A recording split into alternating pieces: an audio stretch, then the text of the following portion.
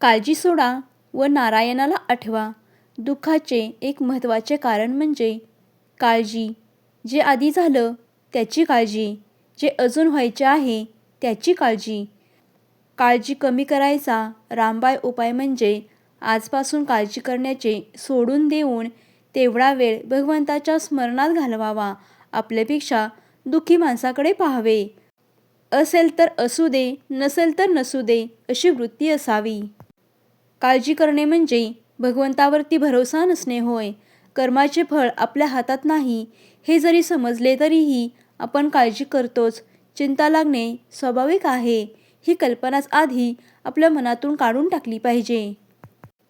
आपली चिंता का सुटत नाही या प्रश्नाचे सोपे उत्तर म्हणजे तिने आपल्याला धरण्याऐवजी आपणच तिला घट्ट धरून ठेवले आहे. तिला सोडायचं म्हटलं तर आजच जाईल, नाही तर कधीच जाणार नाही.